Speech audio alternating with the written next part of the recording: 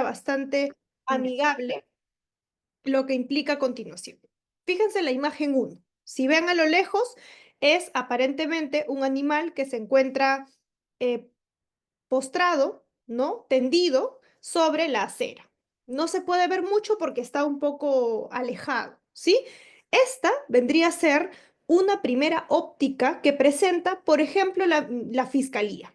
Avancemos un poco más y le hacemos zoom a la imagen. Fíjense, podemos ver de una manera mucho más clara, más cercana, que ese animal es aparentemente un gato naranja con blanco y que está tendido sobre la acera y a su alrededor hay aparentes manchas rojas. ¿Sí? Objetivamente podemos visualizar ello.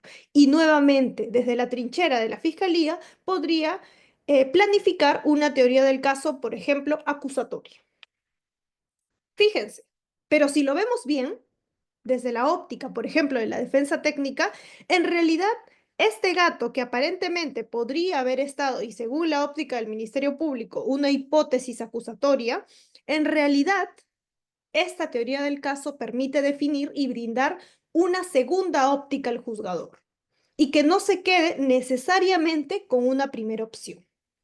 Esta segunda óptica o esta óptica alternativa permite que un litigante pueda plantear su teoría del caso en los siguientes términos. En realidad, fíjense, haciendo un zoom a lo que muchas veces se exagera o se sobremide por el lado de la fiscalía, viene a ser lo que se muestra a continuación. Es aparentemente un animal que se encontraba descansando sobre manchas rojas, que parece que estaban pintadas en la acera. Sí, ahí está. Tenemos una siguiente imagen mucho más clara. No estaba siquiera muerto, sino que estaba descansando. Entonces, la teoría del caso, si bien esto es un gráfico o una imagen bastante general, bastante ilustrativa, nos permite entender con aspectos simples incluso la complejidad que implica una teoría del caso. Esta es una hoja de ruta que tienen los litigantes para efectos de demostrar ante un juzgador cuál es su postura. Y para eso tiene una construcción de tres columnas que tiene una teoría jurídica, una teoría fáctica y una teoría probatoria. Estas tres, en concordancia, son lo que en suma se conoce como teoría del caso. Entonces, la pregunta es, ¿cómo afrontamos la teoría del caso y qué nos permite la teoría del caso? ¿No? ¿Cómo vamos a afrontar un caso? A través, y el canal es la teoría del caso. Este enfoque nos permite, en principio, adaptar decisiones pertinentes en el proceso, además, advertir algunas debilidades, y eso lo vamos a ver a continuación. Desde incluso los alegatos de apertura, nosotros tenemos la posibilidad y deberíamos advertir las debilidades, ¿no? Para efectos de que el juzgador esté preparado y podamos amortizar cualquier contingencia que podamos advertir. Entonces, ¿para qué es útil? ¿Para qué nos sirve la teoría del caso? Nos sirve en principio para organizar todas las funciones y las fases o subetapas que componen el juicio oral, desde un alegato de apertura, la fase de la actividad probatoria, hasta un alegato final. Ahora bien, las características más relevantes de esta teoría del caso son las siguientes. Primero, tiene que ser esta corta, sustanciosa.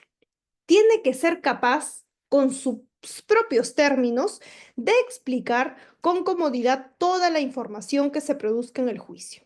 Por eso es que la construcción es paulatina y es progresiva. Descansa en principio sobre los hechos. Tanto litigante fiscalía como litigante defensa técnica deben hacer un relato cronológico, sobre todo. Se recomienda en los alegatos de apertura, incluso en los alegatos finales, usar lemas que permitan brindarnos una etiqueta sobre qué consiste el caso. Recuerden ustedes que los jueces, como cualquier humano, tiene muchísimos casos al día, muchísimos casos en la agenda. Por tanto, mientras más se permita vincular correctamente un caso con el tema que solicitamos se pueda eh, conexar, ¿no? Es que va a ser mucho más útil en general para generar una memoria, una conexión con el caso. Asimismo, se recomienda, y esta teoría del caso abarca una sola teoría. No es una teoría alternativa y una principal, sino una única alternativa o una única teoría del caso. Por tanto, no se admite que éstas sean contradictorias. En suma, dentro de las características que tenemos aquí identificadas en la teoría del caso, esta se basa en un ejercicio de contradicción, está basada en proposiciones fácticas, tiene que ser única, tiene que ser autosuficiente, además de coherente, simple y clara, tiene que ser verosímil, tiene que ser muy breve y sobre todo flexible. Se tiene que adaptar a las necesidades del juicio. Esto no implica que sea una alternativa, como les digo, sino que sea única, pero a la vez que ésta se vaya nutriendo a lo largo de las sesiones de audiencia. Por ejemplo, en la implementación de la teoría del caso se requiere que Fiscalía brinde una versión de los hechos, la versión que se llama acusatoria, mientras que la defensa técnica no solo debe contradecir esa hipótesis acusatoria, sino que además debe brindar una explicación de cuál es su versión de los hechos. Esto conforme al relato. No es suficiente decir yo no hice esto, sino esto fue lo que pasó. Entonces, la defensa técnica no solamente tiene que contradecir la hipótesis acusatoria de la fiscalía, sino además tiene que plantear una versión fáctica de lo que sucedió realmente. ¿Cuándo entonces construimos una teoría del caso? Esta se construye, les he indicado desde el momento inicial, desde que tenemos conocimiento de los hechos. Desde que el caso llega a nuestras manos, ya tenemos que construir una teoría del caso y no esperar a que avancen las etapas. Se plantea además como hipótesis de lo que pudo ocurrir y la hipótesis se convierte en teoría al finalizar la investigación. Se define en la fase acusatoria una o en la fase intermedia una teoría del caso y esta se va a presentar a nivel de juicio oral. Asimismo, ¿sí? Aquí les voy a demostrar y les voy a explicar cuáles son esos pasos para construir la teoría del caso. En principio tenemos el primer paso, que es identificar los hechos. En este caso, tenemos que identificarlos de los elementos circunstanciales que podamos obtener. Tanto Fiscalía elige y selecciona cómo es que toma conocimiento de los hechos y defensa también. Esto sobre todo sirve a modo referencial para comprender, por ejemplo, cuál sería subsuntivamente el tipo penal que calificaría en este caso. Entonces, y este es el paso más importante, es la determinación de la teoría jurídica. Se tiene que identificar cuál es el tipo penal, cuáles son sus elementos que conforman esta teoría del delito. Analizar supuestos o categorías de tipicidad, antijuridicidad, culpabilidad, etc. Incluso le agregaríamos evaluar circunstancias modificatorias de responsabilidad, evaluar algunos supuestos de dogmática penal, etc. ¿Sí? Ese sería el siguiente paso. Y el paso 3 está en evidenciar o construir esta situación de la teoría jurídica, de la norma jurídica identificada. Tenemos que construir proposiciones fácticas. Las proposiciones fácticas se van a consignar a modo de afirmaciones que se desligan o se desprenden de la norma jurídica o de la teoría jurídica que van a invocar y que éstas van a tener que ser colocadas y presentadas a modo de promesas probatorias, ¿no? Estas tienen que ir definitivamente conectadas con todas las cuestiones que desligan de la norma jurídica. Ahora, este siguiente paso o estas proposiciones fácticas se van a tener que presentar y un ejemplo bastante ilustrativo es el que el profesor Cayambos propone. Él, por ejemplo, nos dice, de un delito de hurto agravado que todos lo conocemos, o hurto en general, ¿no? Tenemos la sustracción de un bien mueble ajeno. En principio, nos hace un desglose de cada una de estas normas jurídicas y las tenemos que desglosar en miniatura, los tenemos que seccionar de tal forma que tengamos primero un bien y tenemos que verificar y la proposición tiene que estar en esa línea, bien, mueble como un siguiente punto, ajeno como un siguiente punto. Y estas, repito, tienen que estar en son de un respaldo probatorio. Quiere decir, por ejemplo, si quiero ubicar bien mueble, ¿cómo lo respaldamos? Esto se encuentra respaldado en una norma jurídica como la es el Código Civil. Nos define que es un bien mueble. Igual, ajeno.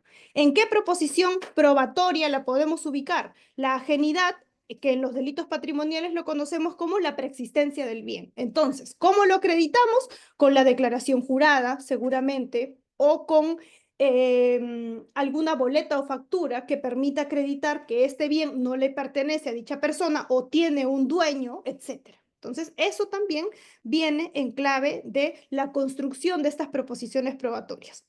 Proposiciones fácticas que luego van a derivar y van a tener mucha sintonía con las proposiciones probatorias. Entonces, en esta línea, aquí está, justamente cómo es que estas van a tener un respaldo probatorio o como se llama aquí en el paso 4, la determinación de las evidencias, nos permite sin duda verificar esta cuestión. Es decir, no están aisladas estas columnas. La construcción es paulatina, pero a la vez tiene mucha relación, que si bien se manifiestan en columnas como se las estoy explicando, lo cierto es que cada una de estas tiene una propia correlación y que se encuentra finalmente respaldado probatoriamente. ¿Sí? Entonces, es cuánto tenemos que utilizar todos estos conceptos para la construcción correcta de una teoría del caso. Esto nos permite finalmente establecer una línea acusatoria o una línea de defensa mucho más clara y compacta. ¿Sí? Entonces, en principio, el juicio oral, que tiene claramente esta estructura, como sabemos, de todas las etapas del proceso penal, el juicio oral es la más relevante. Lo cierto es que dentro del juicio oral existen estas fases, ¿no? Tenemos una fase inicial, la fase probatoria, que si el juicio es lo más importante, la subfase probatoria es aún más. Y finalmente, esta fase última. La fase inicial está compuesta por los alegatos de inicio o preliminares o de apertura y además por la conformidad, la fase probatoria, el interrogatorio y contrainterrogatorio y por último la fase final que está orientada a los alegatos finales. Quiere decir esto, importante, sobre antes de hablar de este inicio, tenemos que situarnos y tiene que haberse instalado correctamente la audiencia conforme el artículo 360 del Código Procesal Penal. Quiere decir que mínimamente tienen que estar sujetos procesales y el juez penal. Juez penal en principio, Ministerio Público de manera obligatoria, defensa técnica y el acusado. ¿Puede prescindirse de otros sujetos procesales como el actor civil? Sí, no es impedimento para el inicio del juicio. Más sí, estos tres sujetos que les he indicado al inicio. Ministerio Público, defensa técnica y acusado.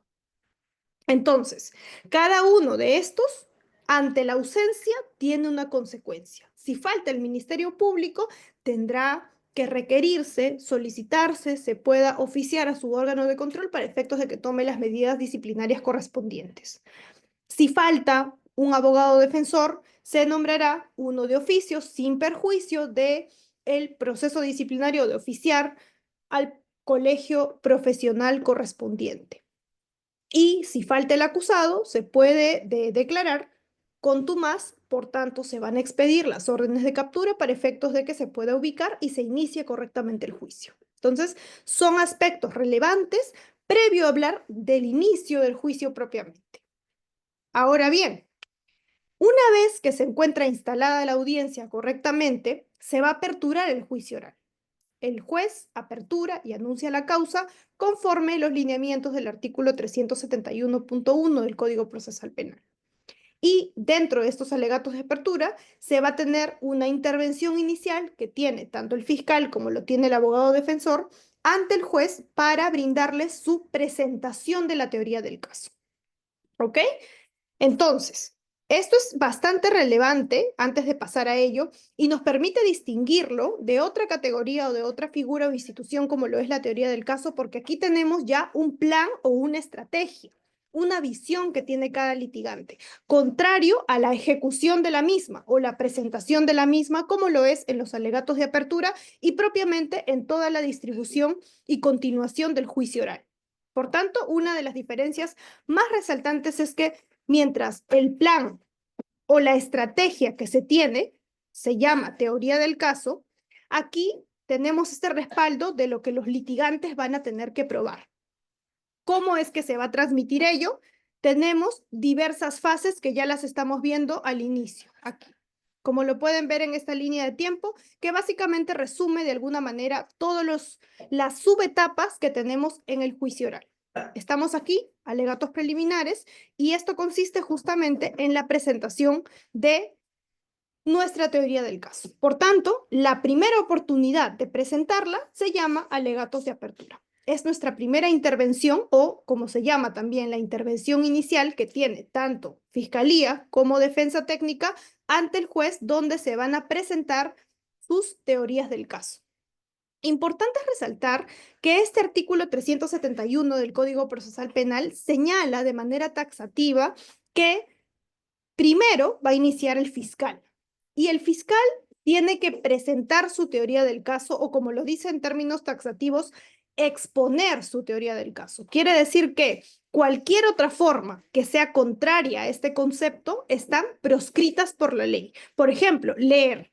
No estaría permitido en este tenor que un fiscal lea su teoría del caso o lea sus alegatos de apertura, porque incluso esto es un contrasentido a la misma norma. La norma nos dice que se tiene que exponer, pero además nos agrega un adjetivo, exponer resumidamente su teoría del caso.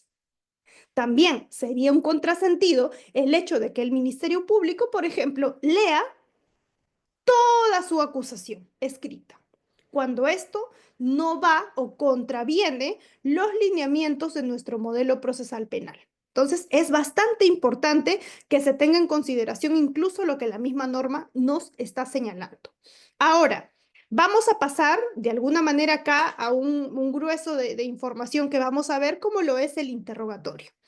El interrogatorio permite en esta sección, es lo más importante, nos permite precisar, hacer preguntas que se formulan a los testigos propios y son conocidas como interrogatorio o examen directo. ¿Sí? Dentro de las características que tenemos con el interrogatorio es que se involucra proposiciones fácticas en nuestra teoría del caso. Para esto, para formular un correcto interrogatorio, necesitamos tener clara nuestra teoría del caso. Y además está direccionado a preguntas para cada una de las proposiciones fácticas que deseo sustentar o respaldar probatoriamente. Repito, que un presupuesto clave para esto es tener nuestra teoría del caso planteada. Y por tanto, nuestro interrogatorio va a ser la materialización de esa teoría del caso. Ahora bien, ¿cuáles son los objetivos que vamos a tener en un examen directo? Dentro de los objetivos tenemos un ápice de estos 6 objetivos. Uno, la completitud. En un interrogatorio tenemos que procurar obtener toda la información posible e importante para nuestra teoría del caso. Presupuesto, tener claro, direccionada nuestra teoría del caso. Entonces, esto debemos definirlo, si lo vamos a obtener todo con un testigo o por partes, se va a complementar con otro, etc. Además, un objetivo es la construcción crónica, edificar una historia. Saben ustedes que quien brinda el testimonio, quien es el protagonista, es el testigo. Por tanto, necesitamos edificar, construir una historia que se ha presentado ya en los alegatos de apertura. En cesta de prueba material, a través de nuestro examen directo, se va a procurar e introducir todo aquel material o respaldo probatorio que va a coadyuvar a desarrollar el propio beneficio procesal que se ha planteado desde un inicio. Acreditación de la teoría del caso. En efecto, el interrogatorio, un correcto interrogatorio nos va a permitir extraer todas las cuestiones más relevantes de nuestra teoría del caso. Y nos vamos a detener en las mismas para lograr una mayor comprensión de los hechos. Dentro de esta óptica de credibilidad, porque también es otro de los objetivos que se deben buscar y por eso los invito a revisar cada uno de estos, no solamente es aislada una de ellas, la óptica de credibilidad nos va a permitir proyectar que la declaración testimonial que está ofreciendo, ofertando un testigo, llegue a tener un carácter convincente ante el juez. No es suficiente con que diga algo, sino que esto se diga con total seguridad. Por eso es que se evita, por ejemplo, las contradicciones. No se deberían permitir posturas o testimonios contradictorios. Por último, la indagación de un análisis probatorio. Esto consiste básicamente en que por intermedio de estos testigos se va a adquirir información que aporte peso en la credibilidad de otras pruebas. ¿Sí? Entonces, en cuanto a estos testigos, tenemos que aplicar algunos principios. Primero, el principio de gradualidad. El principio de gradualidad tiene que desarrollarse desde un enfoque cronológico principalmente, porque de esta manera se va a organizar algunos recuerdos, algunos relatos. Recuerden también que muchos testigos tienen que deponer ante el juicio muchos años posteriores. Por tanto, esto tiene que hacerse lo más gradual posible para efectos de que este testigo pueda adaptarse y recordar conforme a los hechos y no se nos pasen detalles que consideramos relevantes. ¿Sí? El siguiente principio de un testigo en estos interrogatorios, perdón, es el principio de credibilidad. Esto significa exhibir al principio, al testigo estrella. Primero, ahondar por esto, por cuestiones de credibilidad y hasta de estrategia, toda vez que ello va a influir en la percepción de cómo es que se conforma o conforma esta postura el juez.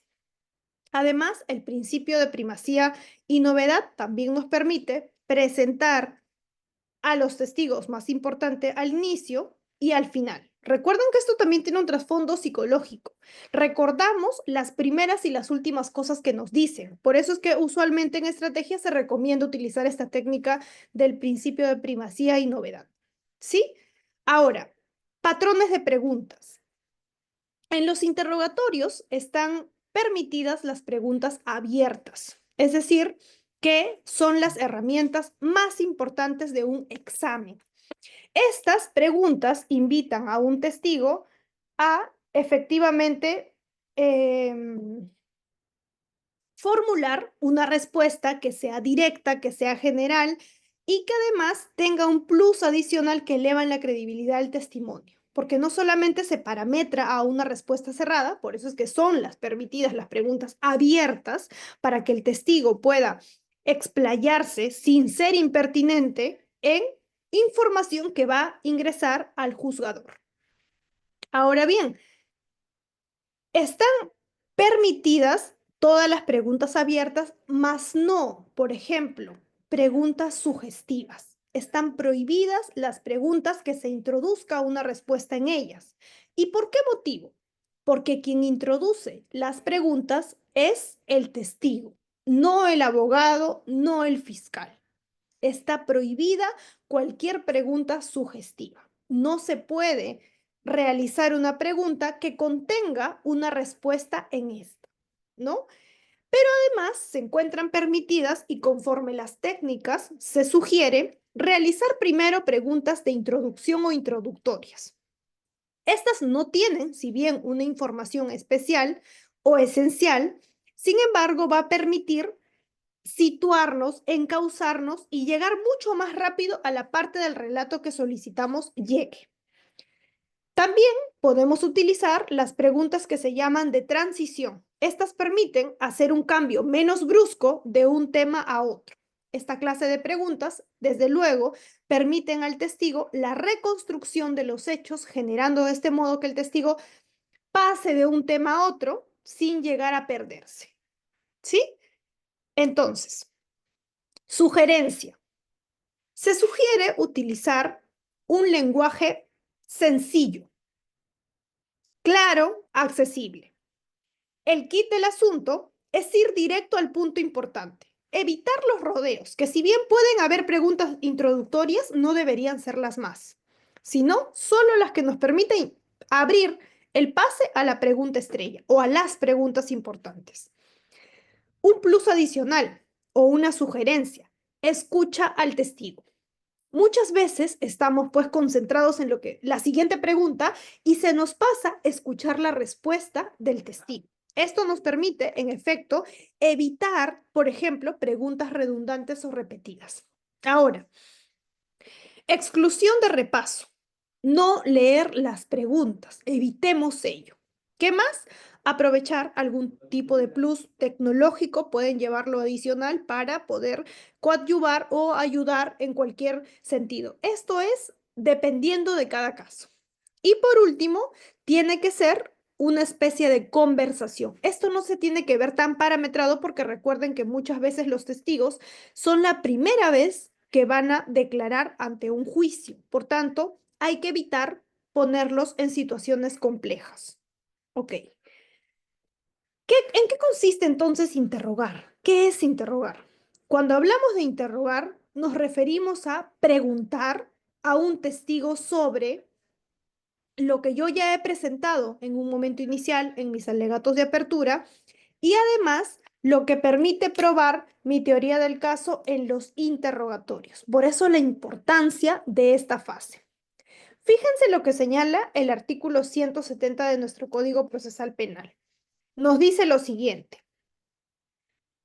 Desarrollo del interrogatorio. Antes de comenzar una declaración, un testigo tendría que ser instruido acerca de sus obligaciones, de sus responsabilidades por incumplimiento y prestará juramento o promesa de honor de decir la verdad, según sus creencias. Por eso ustedes pueden ver que previo a la declaración se le instruye al testigo acerca de sus responsabilidades, las consecuencias de declarar, incluso de no hacerlo en caso sea autoincriminatorio y además se le presta el juramento o promesa de honor de decir la verdad según sus creencias. Ahora bien, se tendrá también o se deberá ser advertido de que no está obligado a responder a las preguntas de las cuales pueda surgir responsabilidad.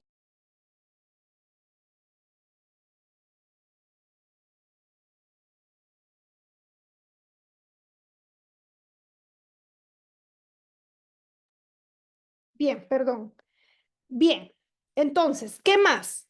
Segundo punto, no se exige juramento o promesa de honor cuando declaran personas comprendidas en una excepción o los menores de edad que prestan alguna anomalía, etcétera. Una cuestión bastante especial. Tercero, los testigos van a ser examinados por separado. No se los va a comprender a todos para que escuche el uno del otro lo que señalan, sino que esta tiene que ser un análisis y un interrogatorio por separado. Se dictarán además las medidas que sean necesarias para evitar que se establezca comunicación entre ellos. Bien, ahora, em, acto seguido, se preguntará al testigo su nombre, apellido, nacionalidad, edad. Es una cuestión de rutina que los jueces usualmente hacen, ¿no? Para situar al testigo, conocer de quién se trata, etcétera. Sus relaciones que tiene con el imputado, agraviado, cualquier persona interesada en la causa, y si teme por su integridad, entre otras cuestiones. Luego, recién se le dará pase al interrogatorio respectivo y se le interrogará sobre hechos que conozca. Un testigo es aquel que ha percibido por cualquiera de sus sentidos algún hecho. Entonces, se le va a preguntar en relación a lo que conoce, a lo que sabe, a lo que vio, a lo que escuchó, no a un aspecto circunstancial externo.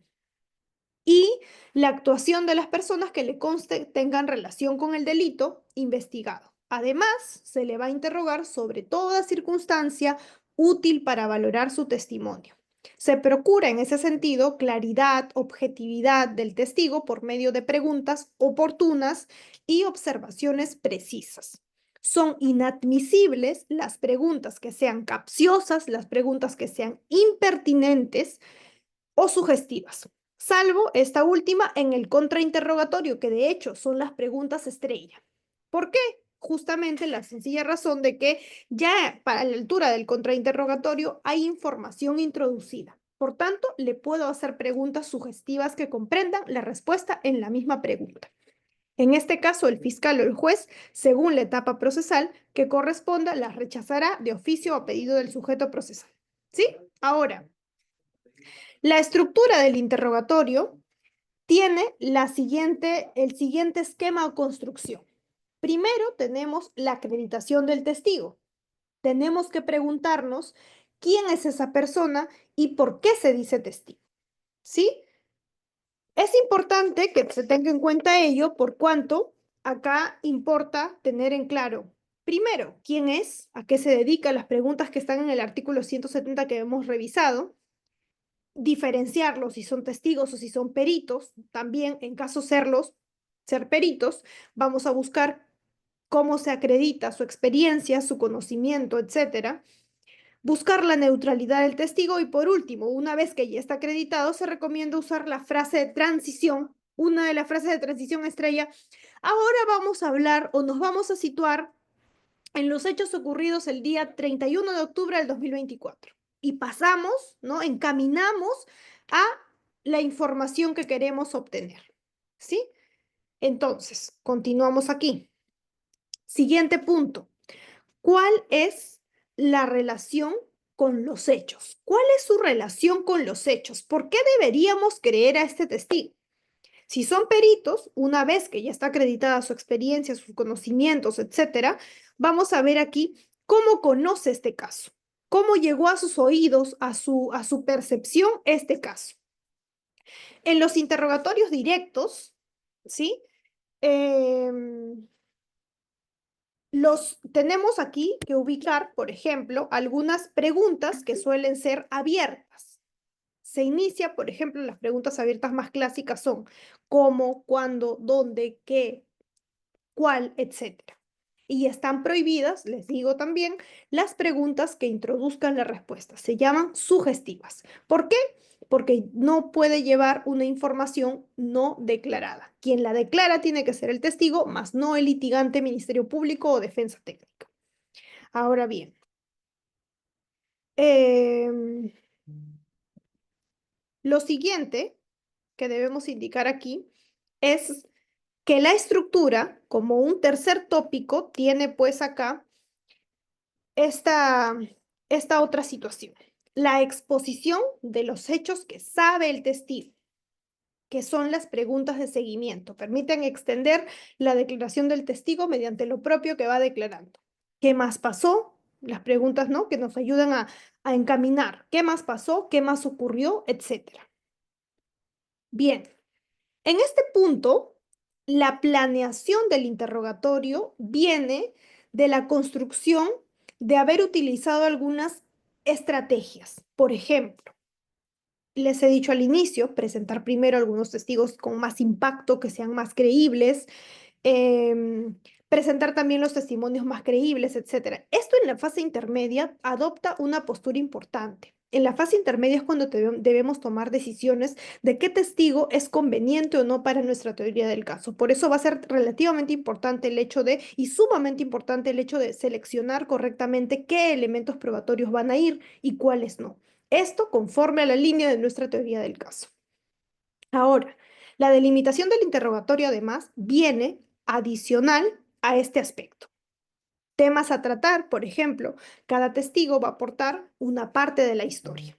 Respecto de la misma historia, se pudieron observar algunos otros detalles, etcétera, ¿no?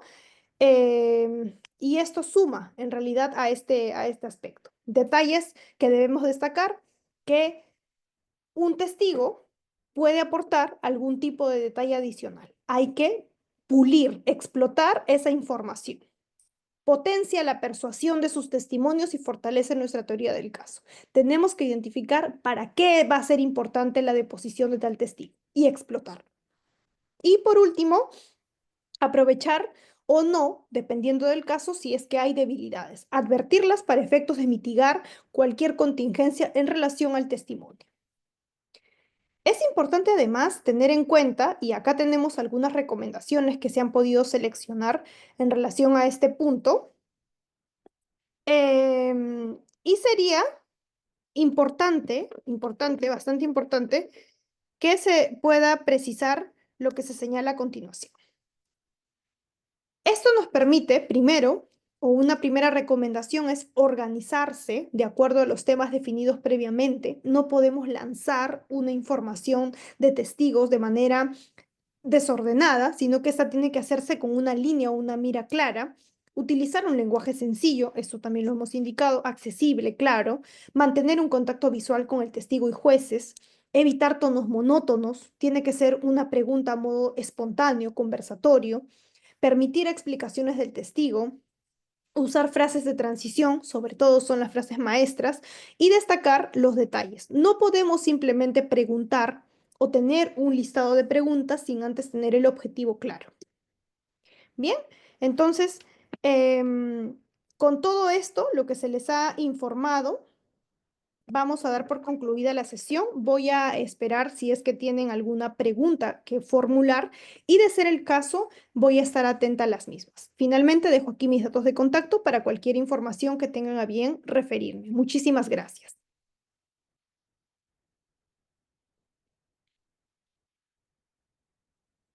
¿Tienen alguna pregunta en relación al